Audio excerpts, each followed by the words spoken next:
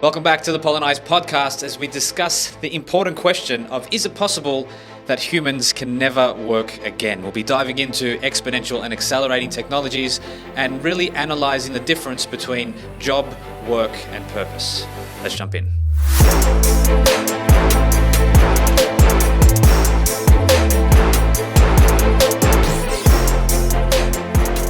Jarov, how you doing? Doing very well, Mars. How are you today? I'm good. Here we are, second episode of the Polynize Podcast. Yeah, it's exciting. Second. Very, very exciting here at Upside Down, which is always great. The home of a lot of things. It's become our home over the past 6 months. A lot of this room has birthed a lot of our ideas over the past 6 months, and one in particular, which is the focus of this episode, which is our new MTP, our new massive transformative purpose of never work again. I thought this would be a great topic of this podcast because the concept of work is so central to how we think of ourselves and our worth in community and society. And I wanted to just at least ask the question, is it possible for humans to never work again? But starting from the perspective of why we chose this as our MTP, as our massive transformative purpose, and what it actually means, or what is it insinuating? It's a provocation, isn't it? First and foremost. Yeah. You know? Yeah.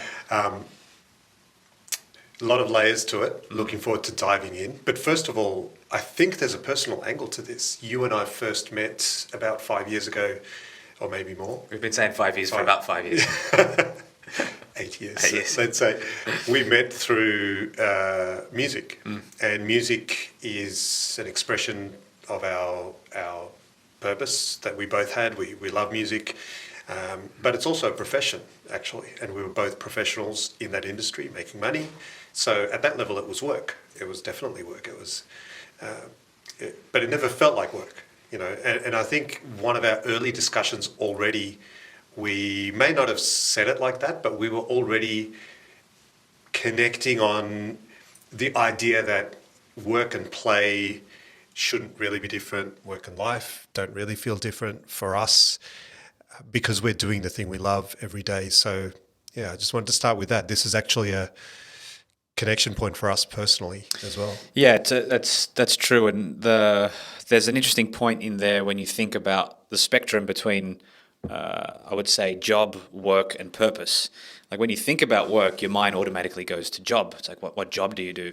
No one really talks about work in the sense of purpose. And we've brought up the Japanese concept of ikigai this week, which is super interesting in a lot of regards, because they have a word which literally means iki means live or to be alive, and gai means work or purpose or fruits of being alive. So they've got this word which actually means that.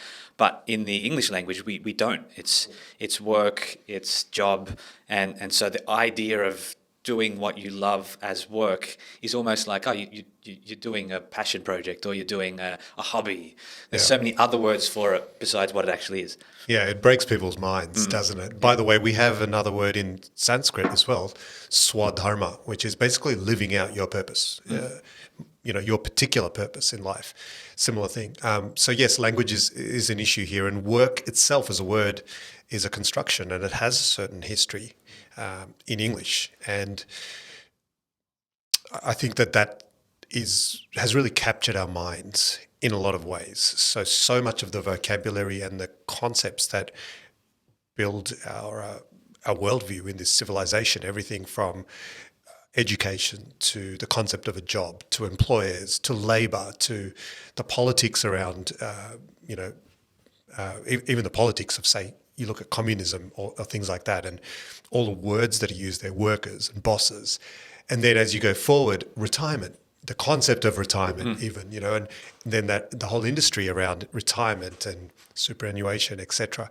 So the more we've looked at it, the more we've realized just how deeply ingrained the conceptual frame of work is in our lives. And that's why this is a great discussion, because it takes some excavating, I think, to get down and test those assumptions and then reconstruct. But this is the time to do it because it's happening. It's starting to be disrupted. Yeah, great. And Let's dive into that a little bit, into this idea of where we are now in 2023, moving into, or actually with a clear footing within the exponential age, and looking prior to this to a very linear model of working, of being as a human. So how we have these concepts of work now that are clearly rooted in our history of work. So let's dive a little bit into the past, and we can go chronologically from the beginning forward, or we could just go backwards, starting from where we are, whichever you feel more sparky, to talk about why we're here, why we're at a point in Western culture where work and purpose are actually two different things. Well, let's go right back for a minute. Let's start with, hunter-gatherer type societies where we were speaking about this the other day, where purpose and work are essentially congruent. They overlap. You get up, you do things because they're needed to be done for survival, for the family, but also for the tribe. People do the things they need to do every day, and then they don't do the things they don't need to do, essentially. And everyone sort of chips in, more or less. And that structure, that essential structure, didn't have any kind of dichotomy, really, between, there were certain activities which may have been more pleasurable or not pleasurable, but they were all part of life in this small social unit. And there wasn't really any economic model around it other than just the cohesion of the tribe. So when we went to an agricultural way of living, and then people started to specialize and do certain tasks and then become well known for that, and then start to pass that down to their children, and the concept of craft or guild or specialization, whatever you want to call it, was built. So that was an essential first step. And of course, huge efficiencies came from that. And I think this is an interesting pattern. As you go through this history, you'll notice that every time we take a step, we get efficiency, a step up in efficiency, but at a certain cost. I think the cost from hunter-gatherer to agriculture was that you started to lose the personal connection of your network. So we got scale, but we started not to know the people we were dealing with. And that then led to the birth of money, essentially, because we needed a trust system. We didn't know the people we were dealing with. We needed to delegate that trust to a device. The device became money. And then, of course, all the intermediaries came around that. And interestingly, as those societies started to develop and become more and more city-based and more industrial, that concept of money is actually tied up to work. You really can't tease it out. In Roman times, when armies became quite a large employer, the soldiers in the Roman army were paid in salt being so valuable, and the word salary comes from that. So I think that's an interesting little point there. So as you move through history, we start to see more and more complicated structures around work, and then, yes, that moment of the salary where you're getting a certain amount of set value given to you for your role. And I think the word role here is important, because that overlapping of personal identity with your work grew on a micro level, mirrored the macro changes. And that's super important at this point too. Yeah, and discuss. also in that, looking back at that hunter-gatherer time, your purpose as an individual was tied to the purpose of the tribe, and that purpose was to survive.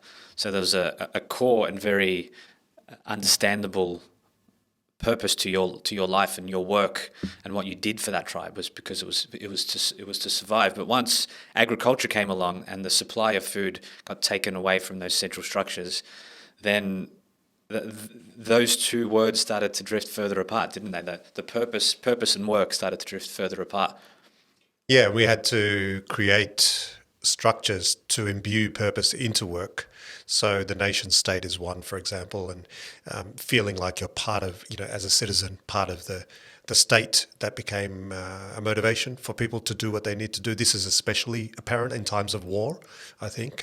Even if the last big war, if you look at the West, that sense of purpose that people got, people often look back on that fondly almost, because they were able to work together with a sense of purpose in their job, which was missing in peacetime. So as we go forward, let's fast forward in history, and we basically see that the basic separation of function growing into jobs and so on. Interestingly, in the East, in India in particular, the passing down of work, which became very rigid and turned into what's known as the caste system. But the origins of that very rigid and inflexible system were essentially the idea of a guild or a vocation as a specialization, which needed specialist hard skills, which were passed on from father to son or mother to daughter. And that was quite widespread too, because as we became more technologically advanced, we do need certain things to be passed down in families. Well, in late Roman times, that was actually law that you had to do what your father did. Right. It was actually written in law, so that's interesting. And this illustrates an interesting point. So to the modern mind, that seems incredibly oppressive, because our whole model now is around autonomy. But it did give you something. It gave you a sense of knowing who you are and where you are. And so that fundamental comfort, I guess, lack of anxiety, is also important. There is a dichotomy here that I see now playing out in the modern world, which is, one way of putting it is, to do what you love is one side, but to love what you do is the other side. Gandhi said something interesting. He said, you can spiritualize all work. You could be cleaning toilets, you could be the janitor, but you can love what you do if you take pride in that and if you do that to the best possible ability, and you connect that to a higher purpose. So John F. Kennedy has this story, which I think is made up, maybe it's apocryphal, but when he went to the NASA Control Center prior to the moon launch and met the janitor there, and John F. Kennedy asked the janitor at NASA, "What do you do here?" And apparently the janitor said, "I'm sending a man to the moon, sir." So that story showing how higher purpose can really bring people meaning in their work. But nevertheless, I think ever since the breakdown of, here in the West, the breakdown of the family structures of guilds and vocation, then of course industrialization, and so a massive amount of disruption to the traditional units, village, family, guilds, etc., all through the 20th century, and that's just accelerated more and more. And then now we get to the late 20th century where we've got the digital age coming in and things start to accelerate. And suddenly, even within a single lifetime, what used to be a job for life, breaks down now. And so you've got multiple careers, multiple jobs happening. And so things accelerate in this direction more and more. And at the same time, you could argue they become more and more disconnected from a sense of purpose for people, because we're constantly now chasing, if you think of work as disconnected from purpose and as something external that you do strategically, I'll get this job because I get a good salary, or if you think like that, then the world is a stressful place now, because those rules and those environments are changing so fast. You can't make those decisions anymore. How do you choose a career now as a 20-year-old? Even job security is a massive thing, and that's part of it. When you have a mortgage to pay and a family to feed, having job security is important. But I read something a few days ago which spoke about the Fortune 500 companies have gone from a lifespan of, say, 75 years, an average lifespan of 50 to 75, down to 15. So some of the biggest companies in the world are going through those disruptions now. They're not able to provide that kind of job security and stability for their workforce. So everything's intertwined here. This whole massive machine that we've created around work is all intertwined. How does that affect the individual though? Because when we're especially in this time where we're so individual focused, the birth of the entrepreneur, the focus on an individual to be able to do what they want in a sense, and provide value for the world. Where does that focus on the individual come from, and how is that birthed from the industrial age till now? Well, the entrepreneurship revolution, the startup revolution, if you like, which we spoke about last podcast, it is significant in that last quarter of the last century. I think of it as one layer of the stack was starting to become what we're now calling exponential. And that was a big thing, to shift from getting a job to becoming a founder. Even when I was in the early part of this century, when I was entering the workforce, it still wasn't really a thing. I just went and got a job. I didn't think of entrepreneurship as another part. So that 25 years or so, 25 years has been significant. But the way I think about it is that the fundamental operating system hasn't been updated.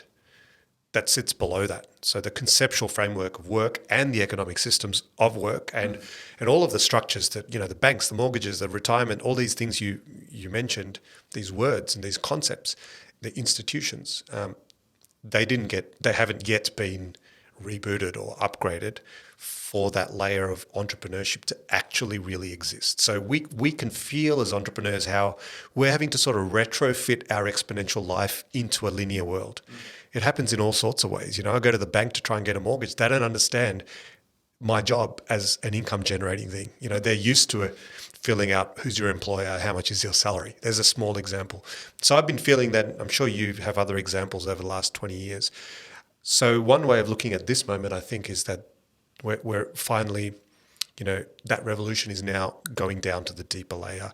And because of these changes that are happening at that layer above and technology and the way people work, and because of the exponential moment happening there, we're now discussing, we need to change the operating systems that sit underneath work as we know it. Yeah, because it does not support that entrepreneurial spirit in a sense, and that itself is a word, a holding page for what we're referring to. But I remember quite clearly the moment that I stepped out of the workforce.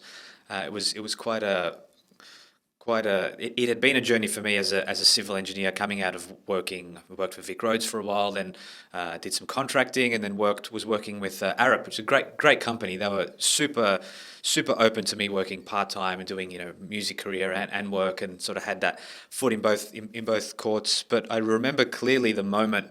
I remember two moments. So first, I remember standing at a tram station and thinking, how would I ever survive without a wage? Like I remember having that thought, like how can I actually survive without a regular steady income, and not having the answer to that. And then fast forward 2 months, and I was working on the rail project for Arup, and I was up in the offices, like 18 floors. And at my computer, I was looking out over the city, and it was a beautiful sunny day. And I could just feel my higher self like knocking on my head going, what are you doing here? I dare you to quit. I dare you to quit. Like I remember that so clearly. And so I was like, okay, I wrote my resignation letter as an email, shut down my computer and walked out. Wow. And never went to corporate life again. But it took that ripping off of the Band-Aid to move from a clear shift between being part of an organization and having that stability to moving into the entrepreneurial mindset, which is you don't know where your next paycheck's going to come. You don't know where the income's coming from, but you're anchored on focusing on what are my skills and how can I deliver value to my immediate community for that to happen. So it took me 10, 15 years to get on my feet and to go through experimenting. What was I good at? What was I not good at? What worked? What ikigai? What will people pay me for? What am I good at? And until eventually we started Polynize, and now we're here. So I'm interested in your journey through that moment from employment to entrepreneur.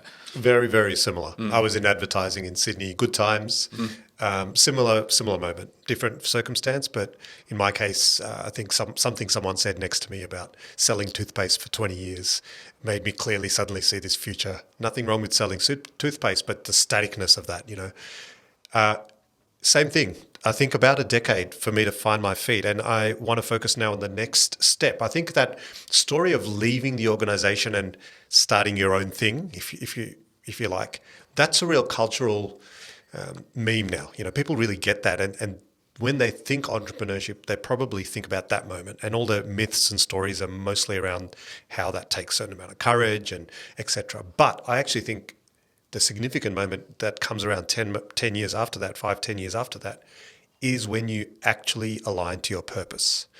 And that took me some time, because when I left, I became a contractor and I was still working for other people, making good money, but I didn't know exactly what I wanted to do.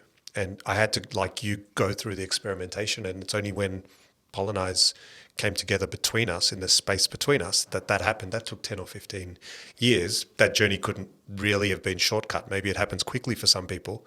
Maybe some people know that already. They're the lucky ones. But that to me was actually more the exponential moment. I think the step before that was necessary, but the exponential moment is when you get the ikigai actually happening. And just to make that clear for people who don't know about ikigai, so that is when you overlap what you love to do, what you're good at, and what the world will value, and pay you for, essentially. Yep. So that three-part clicking in, it's almost, you can feel it almost when it happens. So I think you have two of those often. For example, contracting and being an early entrepreneur for me was being good at something and being paid, but having that purpose side, the love of what I'm doing, did take some time, but I've got it now. You've got it now, and you've found it. So you said something there which I want to dive into. You mentioned Polynize being the space between us, and we've spoken about this before, where it's a reference to Tyson Yunkaporta's work, his book Sand Talk, where he talks about networks in the sense of in the indigenous way of living compared to the way we look at it in the West, and he speaks about in the West how we're very focused on the nodes and the importance of those nodes, but in indigenous culture, totally paraphrasing here, but he speaks about the value of the networks being in the space between us, and I think that's an interesting point for us to lever off, because it feels like the value in the nodes of the linear way of thinking of work has been the value of the network has been securely focused on the value of the nodes. But when we think exponentially, we think about the future and the future of work, it feels like, to me, what is the value that I'm adding to my community? What is the value I'm bringing to this community? It's not just I need to make money in order to reinforce my node being that my family or myself or my net worth. It's about bringing value into the system. I think that's a little interesting thing for us to dive into at this point. Yeah, it's a very powerful, simple switch in thinking. Last week, we talked about it actually, building $1 billion company as opposed to creating $1 billion of value. Powerful shift in thinking. I think you're right. I think network thinking is an essential part of exponential thinking. And that concept of the space between us is also that emergence concept we spoke about in the last podcast is important. Emergence being more than, a network is much more than the sum of its parts. Our reductionism, if you like, is a pattern of thinking that we have. We like to get the unit, pull it out, study it. And the indigenous way of thinking that Tyson speaks about is exactly the opposite. Nothing can get pulled out. The network has to be looked at. An exponential organization is a little bit like that. We often speak about that in our team, however big that team is, that the network is its own thing. So that's one, that's an example, I suppose, of one of the patterns of thinking that we're breaking now, that's going into this revolution. Yeah, exactly. And it really breaks these social norms that we're used to. And I wanted to dive into that conversation a bit, thinking about what are the social norms, the social cultures that have been forming within our Western way that reinforce this model. There's constant reinforcement of the model. And I like your perspective because of your spiritual background, and the way you bridge those two gaps is really interesting. You can draw on the value and the wisdom of your heritage and apply that on the Western mindset and the Western networks and formation. So I'm interested in your perspective on that. Like, what are the social norms that you see that sometimes even take you aback because it's very different to what you've been taught in your culture? Well, at the root of it is that dichotomy between work and life. There's a couple, work and life as a dichotomy, and work and play. These are two key ones. I'm simply trying to bring some other perspectives. I can no way claim to have the wisdom, but I can at least apply some other patterns of thinking. And I think it's interesting that in Hinduism, creation of the world itself is seen as an act of play, not as an act of work. Whereas the Judeo-Christian Genesis story is essentially work. God took a rest after 6 days because it was hard work to make the world, whereas the creation story of Brahma in Hinduism is play, pure play. So that's interesting already, because I think civilizationally, there are two different frames in the East and the West. But maybe let's look at work-life for a second. That's a really interesting one and very relevant now. The word work-life balance, or the phrase used all the time. And maybe like me, I don't know, it's been jarring with me for a while. Ever since those two things in my experience have come closer and closer together, now they're almost indistinguishable. So that dichotomy is at the root of so many other things. If you take the fundamental position that work is not life, and therefore life is not work, then you get everything. You get holidays, you get retirement, you get Weekends, you get hump day, you get superannuation, you get negotiating with your boss, you get, trying to switch off at 6 o'clock and making sure you don't get interrupted. And all of those things come out of that fundamental model. It's so fundamental that many of our viewers and listeners would perhaps not even have thought of it as a construction. It would be taken as some sort of truth, and therefore quite difficult to imagine a world without it. I think maybe part of it is you have to experience a world without it. You have to experience a personal world without it. So having something in your life that makes you want to get up and work on it, quote, every day, it's a privilege. We should all get that experience. And it's I think it's sad to think that many people haven't had it at all, perhaps, in their adult lives because of the way that they live. So maybe that's a first breakthrough, to be able to feel that. Yeah, and it's interesting because you're brought into a way of thinking where you don't have another frame. So if you're born in the West, that's the frame that you're given. And I think about I'm just about to head to Italy, so that's where my heritage is from. I'm born in Italy, and it always strikes me when I go there how different the architecture is, but also the layouts of the towns and the cities. There's a stark difference between old Rome and new Rome. And even when you go to where I was born down south in a little town called Massicovetre, mountain town, the roads were definitely not made for cars. They were made for people. They were made for community. They were made for a different time of living where things weren't centered around. They were centered around human, or very human-centric design. So fast forward, that there were structures and that were built 12, 1300 years ago compared to modern Australia, which was built 100 or so years ago. Our entire culture is built around a whole different way of thinking, a whole different way of existing. It's built around work in the sense that we've come to understand it now. We have industrial estates, we have the commercial sector. It's a very, very stark difference between you live over there and you work over there. Yeah. So there's these heavy influences that have been imposed on us from the outside in, that affect our inner state and our ability to even conceive of the idea of work and purpose being the same thing, because they're so separate even within our environments. From the outside in, but also from the inside out. We are also doing it. My example is how it pervades the family. The modern family, even now, is typically one in which children don't know anything about their parents' work. At least for the last 150 years or maybe more, the traditional model of the father coming home and playing with their kids, there was no involvement of your children in your work, and there was no involvement the other way around. I had this moment myself a few years ago when one of my kids, I think during the pandemic, was super interested in my work. And my first conditioned instinct was, I'm busy, I'll play with you later, And I realized just how much of a pattern that is. Like, here's a little human being who wants to get involved in the thing that I do.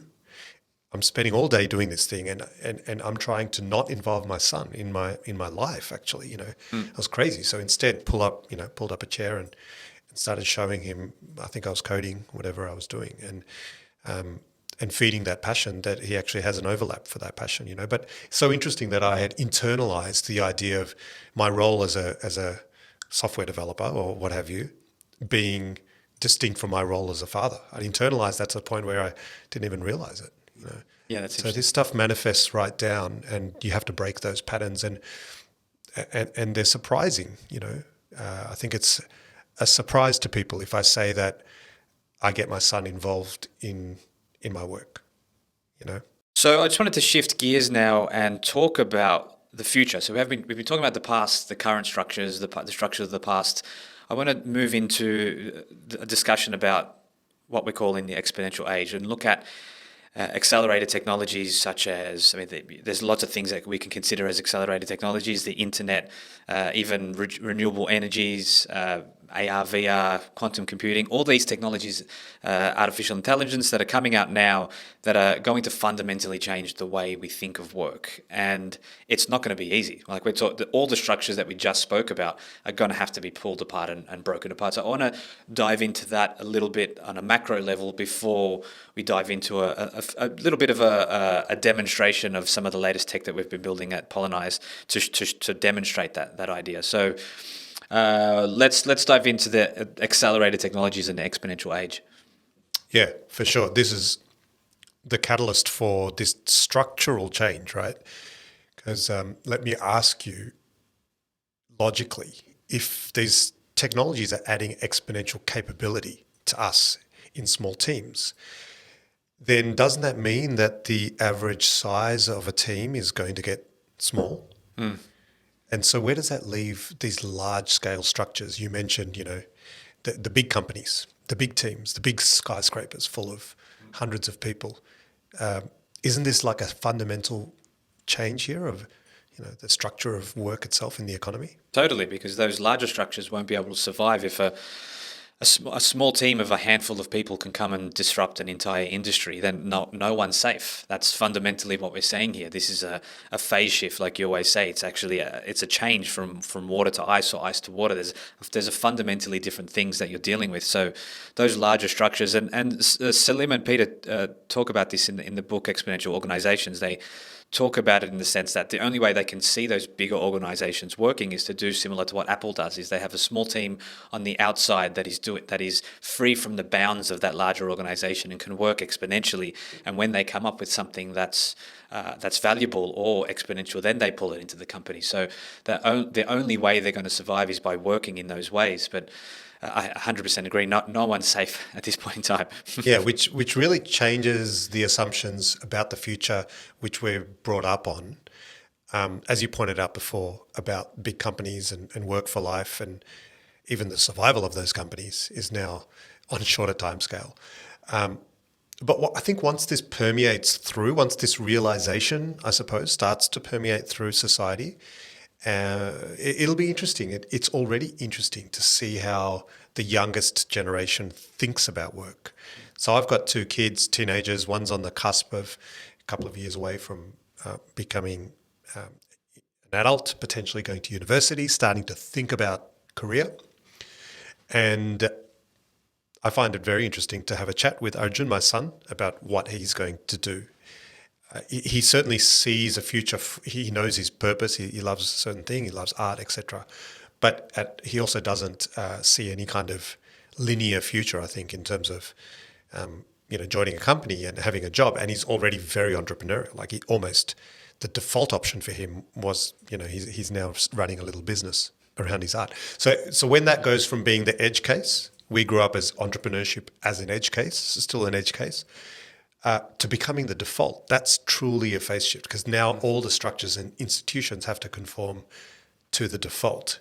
They're going to be totally different, surely. Yeah. Surely. Yeah, I love thinking about that, because it's such a different way of thinking about that dichotomy, that tension you have out of year 12 when you're suddenly proposed this question of what do you want to do with your life? Like, what a stupid thing to ask a 17-year-old is, what are you going to do for the rest of your life? And you have to choose now, because you have to study for 5 years and then you have to move forward. So I envy the kids that are at this stage where they can actually choose entrepreneurship at that age. I think that's super interesting. And I was speaking to a friend, and she specifically wants to be working in that area, using that as an example of helping kids at that important age move from study, even in that early teenage year where you don't get to choose exactly what you want to study. It's a little more flexible these days, but moving from the idea of study to the idea of entrepreneurship that early is super interesting. It's not for everyone, and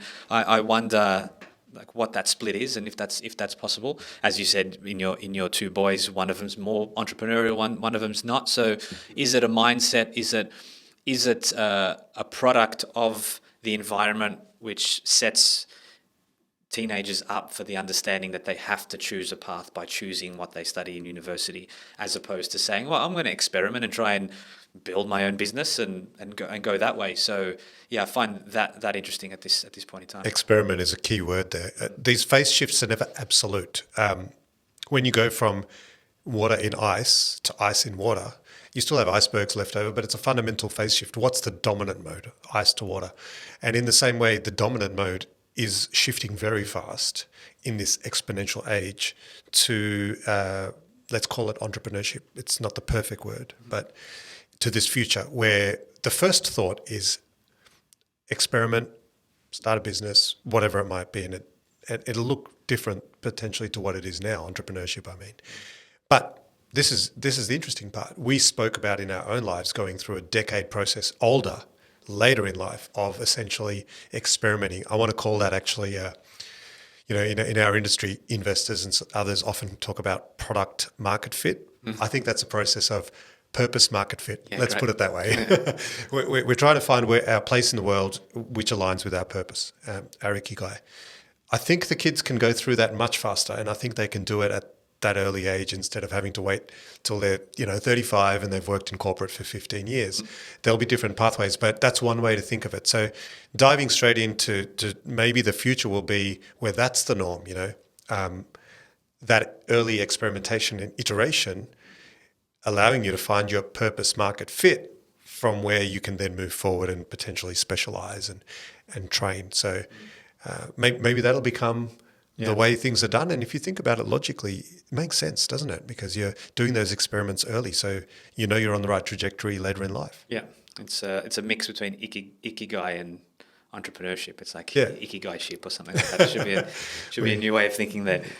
Yeah, well, I think the word, Polynize and our company for us is very much manifesting this, actually. So when new categories are created, we do need new words. We don't exactly have a word for any one word for what we're talking about here. Yeah, and part of that, as we've been speaking about a lot in this AI space, a lot of the conversations you hear are around, we don't need designers anymore because AI can do this. We don't need copywriters anymore because AI is taking over that job. We've been speaking about this idea quite rigorously lately because it's foundational to what we're doing here at Polynize, and this idea of work in the future being empowered by AI and that meeting place between those two forms of intelligence. So I want to transition into a conversation where we're sort of looking at the foundations of intelligence and skills and how we've broken that apart in Polynize to rethink the future of work. And I'm excited to show people a bit of what you've been working on in the back end and bringing it to the front end so people can have a play. Yeah, this has been long-standing work for us, rethinking the structures of work. So roughly, let me have a go at trying to lay it out, I suppose, from first principles. What we have now is a particular structure which is fundamentally the fundamental unit of it being the job. What is a job? A job is a role that a human being takes, usually a very long-standing, probably lifelong role. It identifies you as an economic unit, as a functional unit within wider society and within your employer, which is typically an organization. Once you've taken on that job, you have that function which transfers with you, but you don't typically change that function. So it's kind of like becoming a screwdriver. If you're a screwdriver, you're a screwdriver. You're not going to be a hammer. If you're a surgeon or if you're an accountant or if you're a lawyer, it's still rare for those type of wholesale career changes where you become something else. Interestingly, though, of course, all of this has been breaking down, and especially in the gig economy and what you might call the slashy economy. Slashies, as you once said to me, being people with multiple roles. And we lived that life for a long time. We had multiple careers. So what's the alternative? We see work as fundamentally being defined by the unit of work that needs to be done in the world. And that may or may not overlap with what we currently call a job. In fact, it typically doesn't, because a basic unit of work that needs to get done is usually smaller than a job in both time and space. Now, going back to the gig economy, contracts was something that started to break the time aspect up. So we had these permanent, lifelong roles, then became permanent jobs, broken into shorter things, which became contract jobs. Now, that's been a fairly recent thing that's happened over the last few decades. Contracting has become a big thing, especially in my industry, software development. Contracting has become a primary mode. It really works for both organizations and people. In space or in networks, there's been a breaking up as well. So we've had certain teams which are built of smaller building blocks of specialists, especially during the pandemic. You can put together these part-time roles and create teams now. So you already got a sort of Lego version of work happening. So it's not as monolithic, the job, as what it used to be. But still, phase shift. The phase shift now, catalyzed by technology. So when AI comes along and starts to do work, what does that mean? People think of it as doing my job, but that's just because we're trapped in the old job way of thinking. AI is coming along and biting off work at a much more fine-grained fractal level. You should probably talk about your example in design. This is the one you've been living out recently, right? Like you've had these design roles which we've hired for before, but you're now getting that work done on a combination of smaller AI-driven tasks that are being sort of orchestrated by you as the owner. Yeah, and that's the important part, that it is a collaboration between me and AI. I still need the intelligence of the human to complete that work, because there are many decisions within a job role that the AI can't make, and a lot of those are inherently human. They're culturally related, they're interpersonal and intrapersonally related to the work at hand and how it gets released and how it gets done. So there's always that, we always speak about that 80-20 rule, and that always seems about right to us. 80% of the work could probably get done by AI and 20% by humans, but that 20% is the important 20%. Yeah. So that actually is implying a big exponential moment, though, isn't it? Because if 80% is being automated, then you, as a human, are actually 5xing your productivity. That's a crude way to put it. Yeah, exactly. Have you felt that in the work you've done? We've been going exponential over the last year. You've been feeling that? Yeah, exactly. The ability to have, especially in a design sense, to have that quick iterative process where you're receiving input rapidly. So you're prompting mid-journey and you're getting something back and you're like, I wonder how that will animate if I bring in this other AI and animate that to do that. So experimentation happens much quicker, and that's the fun of it. That's what keeps you excited and makes you focus on what's important right now. Because as one of the problems we had with the larger design team was things were happening on timescales that weren't congruent with or weren't synergistic with what we needed at that point in time for our organization. We were moving quickly, we needed quick designs, we needed to experiment, and by the time some design work was done, it was already. We were trying to go exponential with linear team structures. Yeah, exactly. You could feel the drag, it was frustrating, wasn't it? Yeah. It almost seems, once you go exponential, seems insane that we were in the linear mode then, looking back. And that was a small 10, 11 person team. Like, I can't imagine what a 250 person team or a 2,500 person team would feel. Yeah, and I'm interested in how that, let's call it a 5 or a 10x in the speed of iteration and the speed of experimentation. How does that then impact the organization that's trying to find, say, product market fit? Doesn't that mean that you're able to get to that fabled product market fit so much faster? Totally, 100%. In the sense that because of that one very reason, you're experimenting so fast, you're able to put things out there of a high quality very quickly in order to see the reaction, gauge what your users are doing, gauge if there's engagement, especially on my side of the business where I'm dealing with brand and culture building. Doing those experiments is important. It's like what are people actually grasping onto as a story, and is this working? Like those are already moving so quickly in culture in general. Our feeds move so quickly. Cultural shifts are happening at such a rapid rate in various directions across various platforms that you need to move quickly, no matter what size your organization is. So that speed of experimentation has been the massive thing for me. Yeah, that shift to, I mean, we're still going through it. We haven't yet got to that point, but once we start actually automating and running exponentially internally to match that external environment, that's when you start to get the exponential shift happening. I think as an investor, for example, right now, if you're looking at allocating company to a business that's moving on linear scale, you're throwing your money away at this point, because you have to put it where you're getting the exponential movement now. Just think of the competitive landscape now. Imagine company A and company B, one moving using these technologies and one not. Surely there's a big out competition there happening. Definitely. Yeah. That's what the guys Peter Diamandis and Salim Ismail talk about when they say exponential organizations will win. I think that's a big part of it. So I want to translate that back now to the personal for a moment. So let's look at, say, purpose market fit.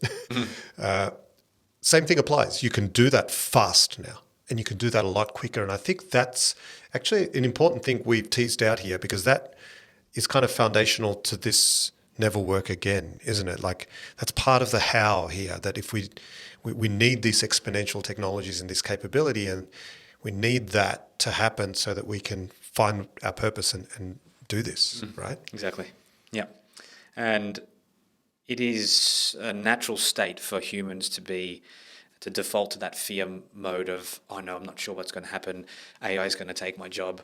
But I want to dive into a demo of our job analyzer, just to show. The main thing I want to show there is this idea of the human AI factor. So let's talk about that and then show it in action, because I think that's super interesting to this conversation, and a very new development for our team. Yeah, this is super interesting. It's really a passion for us. We have been thinking about this for a long time. I don't think there are too many others yet who are actually thinking about the future landscape of how humans and AI will interact. Imagine that as a conceptual space for a moment. So you've got humans and AIs now able to do what we might call intelligence. And then we've got competition between them, but we've also got collaboration between them. So conceptually, there's this interesting sort of two-dimensional space.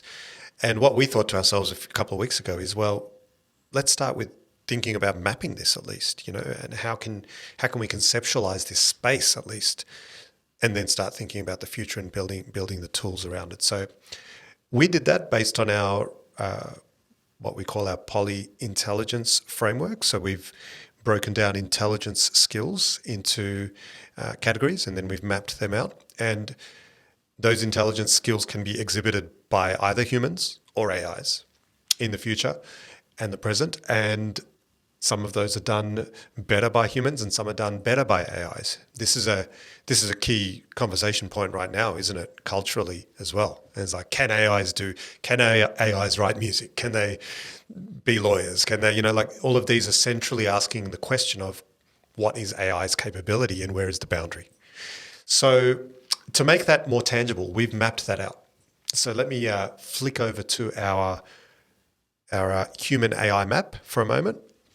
So over here on the Polynize interface, our poly-intelligence skills have now got an extra layer on them, where each of these specific intelligence skills we've seeded with what we call a human AI factor, which is a ratio basically between human, gold, and AI, blue. Now, to make this really clear, I'll flip over to the matrix view. And in this matrix view, we have the 6 categories of our intelligence. We have communication, creativity, collaboration, emotional intelligence, analytical intelligence, and functional intelligence.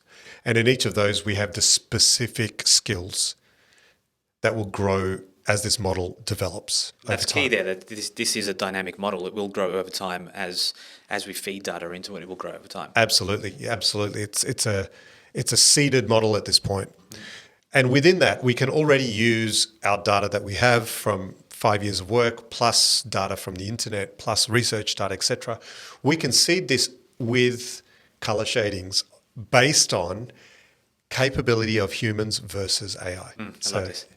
Yellow is human here, and blue is AI. And all the shades are somewhere in between. All the shades of green, basically. Yeah. Now, it's quite predictable, really. Where does AI shine at this point, especially? You're looking at a lot of the analytical skills and a lot of the functional skills. So the ability to, calculate, digest information, make deductions, evaluate, optimize, the ability to process and prioritize and plan, iterate. And a lot of the tools that we use actually are in this part of the map. There's also now a creeping capability over here on the creative side, exploring ideas like Midjourney, and in the communication side. So you can already see how ChatGPT is able to write great essays, or not great, good essays, let's say. Good enough. And able to, express or help you to express yourself. Looking at the top, though, is where humans are really going to migrate value into these yellow areas. So at the functional end, there's all the decision-making and adaptation and initiative, and those are the things you talked about as sort of executive control in your design work. Emotional skills are increasingly important. By the way, these are all very much rooted in the market, aren't they? So we've been really taking this process of taking data in from employers and job boards and so on to validate this.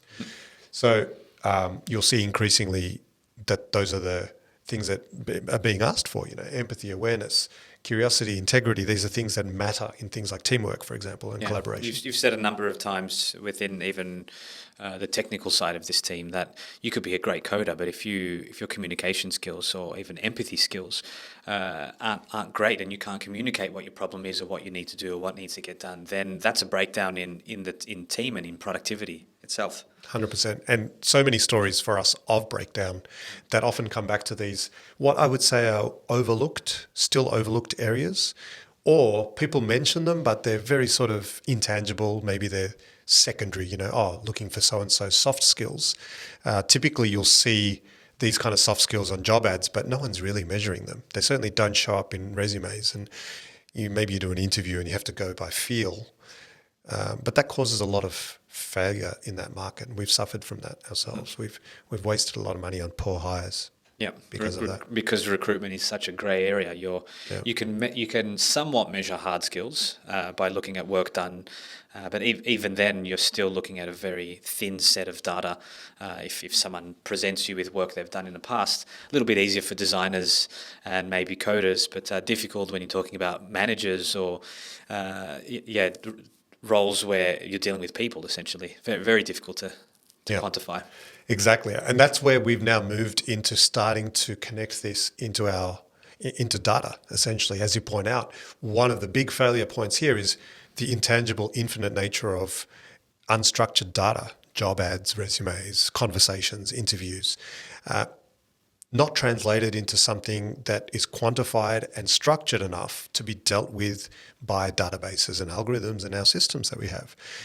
Social media has made big leaps in making this happen through tagging and things like that. But AI has really 100x'd our capability there. The fundamental capability of AI to take unstructured data and turn it into something that's structured. Allows us then to connect back into all the amazing capabilities that we've built during the last web revolution, algorithms, basically. Yeah.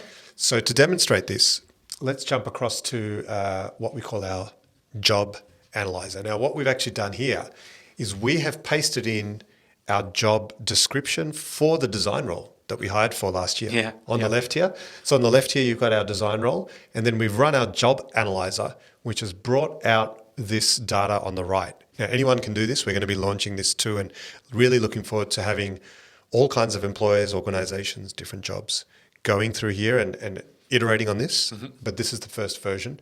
And what our analyzer does is it takes that written job description and breaks it into tasks, skills, capabilities, which are all mapped on this human AI scale, which then means that overall we can actually calculate a human factor for the job. Yeah, I love this. I love this. When we started talking about this last week, it was super exciting. So to actually see it in the interface is just, it's just mind-blowing. I love it. So we've got a 3D graphic designer role now. We've got a roughly 56% human factor. So before we dive in to what that exactly is, how does that feel for you? Should it be higher? Should it be lower? Yeah, so just to be clear, this was the job description for the role that we spoke about earlier of the designers. So 56%, I think that's about right, because when I think, the way I'm thinking about that now is me being the 50% human factor and me having AI as the other 50%.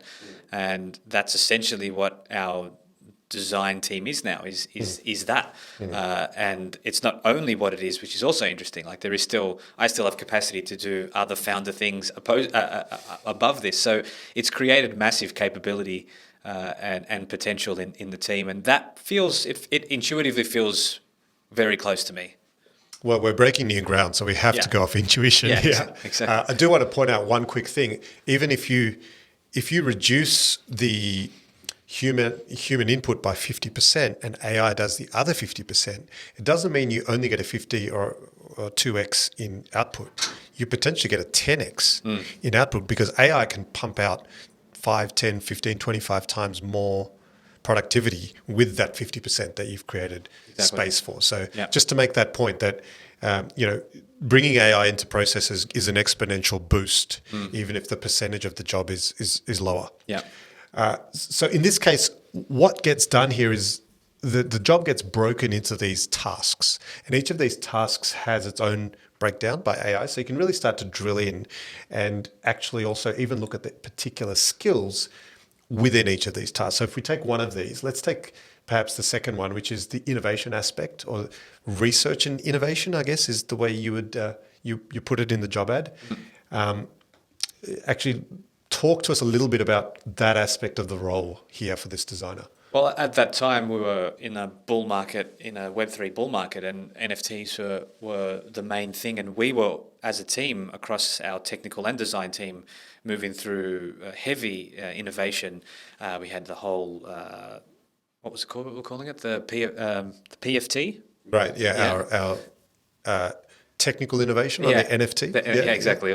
So within our team, we're doing that type of innovation. So in a design sense, we were looking for designers that could also look at the cultural landscape and say, okay, this is what's working culturally, this is what's not working, and synthesize that information and put it into our collections, which in the end, I ended up doing most of that work myself, and I needed to, but I was, in a sense, looking for someone that had that experience to give that type of intelligence. And that work that you're speaking about there, you can see some of the capabilities here. Continuous learning, I want to talk about that quickly. That ability to iterate. Was that a failure point, you think, in the team? Maybe because I think as founders, we move very quickly, and at that point, we were rapidly evolving. So we were moving very quickly. So it was not the fault of the designers that they weren't continuously learning. I think they had the tools that they needed. It just was the applying those tools quick enough in order to give us something that was what we needed in order for the company to move forward or for us to progress.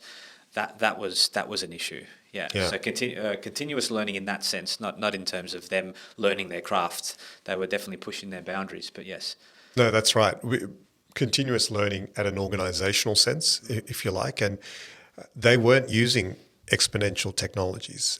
How do you think their work would have been different if they individually had adopted, let's say, Midjourney had come out a year earlier than it did? Yeah, it's a good question. I see two camps. One camp that's very anti-AI in the sense that they think that as an individual, I can do better than the AI, so I'm not going to adapt that, and that mentality is going to lose in the end, because you're only able to, as we've been talking about, go exponential with your potential and your possibility by adopting these technologies. So as a designer, I would have been looking for someone that had that mentality.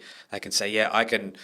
Yes, I could probably do a better design than that, and it would be a 3D model and would be able to rig it and animate it and stuff like that. But we can use this technology first, and later, if the NFT collection becomes successful, then we'll turn them 3D, and we can do it that way later. So that kind of intelligence is super rare in a designer to have that kind of foresight. They're looking for, give me my design task, I'll go away, do my thing, and then come back with the final product, which. Yeah, maybe we're asking too much, but that's what we needed. Well, we needed we needed an exponential designer, and there aren't many yet, but there will be some, and those that are will win. You know, I want to now move to the teamwork side for a moment, and let's flick over actually to the skills analysis tab here, where we can see the different intelligence skills needed for this role, and you can see there's a good spread there. They're all pretty high. Interestingly, emotional is very high in this job, and the tie-in there to teamwork is something I wanted to talk about for a moment. I mean, I wasn't in the design team, but I had the technical team, and I think there were quite a few parallels there in the sense that I started to feel the friction in the ability of the members of the team to really understand each other and have the kind of awareness and transparency that you need for these remote teams. And that started to really slow us down a lot. Did you feel the same on the design side? Yeah, for sure. I was definitely cognizant of that feeling of a designer where you want your own time to go through a certain amount of the iterative process or the creative process before you're happy with something enough that you can show.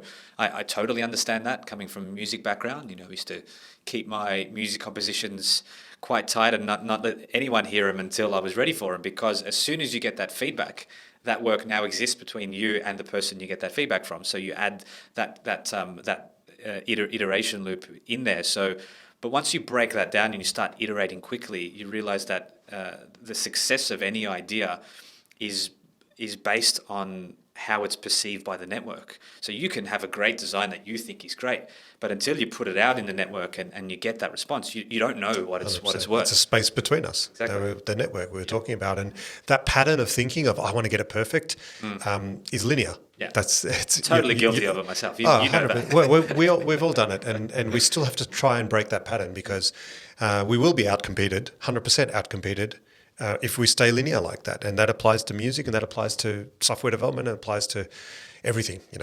I think that this already gives us value, because it at least focuses us on that neglected. I think it was neglected by us. I don't remember really drilling into this as part of the hiring process. Yeah, when we did it. Yeah, and it's also the startup life is fast. It's quick. It's not for the faint of heart, because you have a short period of time to do something within. You've got a limited runway, and you need to achieve goals, and that doesn't sit well with everyone. Working under those kind of stressful conditions is exhilarating for some and totally debilitating for others. So I found that quite interesting. And maybe if we had this tool back then, or not maybe, definitely if we had this back then and we were able to even have this conversation with someone and say, look at these types of figures and have that discussion and drill down into some of those core skills, I think that we would have had a very different outcome. Absolutely. And one of the first things we want people to use this interface here in hiring or even job interviews. The more transparency around this, the better. Because you create the right conversations. I wish we had that. The next step from here is to use this data to start to actually bring in talent and start to automate that process. And we'll be showing a lot more of that in the time ahead. That's a big part of our next layer of work. Yeah. But I just think that whatever it is, it's a first model that we've created. We're not claiming to be the only ones in a new category, but we're certainly, I think, the first to be moving into the category. And we welcome other people, and competitive models and so on may come up. But at this point, I think this is already putting us into the right frame of mind. We're thinking exponentially, and the fact that our previous version of ourselves and our organization now seems linear, we can actually feel it. Yeah. It's really interesting. It is interesting. It's an interesting feeling. I don't think it's too, going back to what you said before, I don't think we were asking too much. I think a better way to think about it is that let's give the value that we need to give to our network so people can go through this phase shift as quickly as possible, because it's happening whether or not you want it to, right? Exactly. Those who move first will get more reward, I think. Yeah, exactly. It's a process of evolution. The environment will impose its force upon you whether you like it or not, and it's up to you whether you survive or die, or in this case, thrive or die. And I guess to wrap this up, coming back to the top of the conversation and our MTP, our massive transformative purpose of never work again. What does that mean to us now after going through this conversation and looking at this? How do we interpret never work again? We're more talking about it from the perspective of work being more aligned to a job than it is to a purpose. So a future of work for us is when people aren't working because they're working in they're operating within their ikigai. They're doing what they love. Yeah, I liked the term that I coined myself, purpose market fit. Yeah, love that. That iterative experimental process of trying things out and finding what is your ikigai. We now finally have the technologies and the environment in which that can be done very quickly, I think, within a early career part of someone's life. Or it can be done at any stage, actually. It doesn't matter what age you are now. You could go into that process. Once we build the platforms that allow that to happen quickly, which is what we're doing at Polynize, so you can find out where your strengths are, find out where your passion lies, and then actually move and train consciously and with awareness in that direction. Once you have the data, the frameworks, the tech that actually give you what you need to do that, then evolution proceeds on a fundamentally different mechanism. Instead of people being allocated into careers externally, top down through a slow-moving, linear, hierarchical structure, you've now got an evolutionary bottom-up process of people finding their place in the world according to their own ikigais. And the diversity of humans will ensure that the world will get populated, work will get populated in the organic way by those who want to do it and give value to the world. So I think one day we may look back on this world or this version of work and shake our heads, just like we look back at things from 2,000 years ago, just as much as we shake our heads at the old structures of having to work in your caste or tribe or family business or family guild. That feels archaic to us now, and in the same way, this version of work we have in the early 20th century, it will be just as archaic in the future.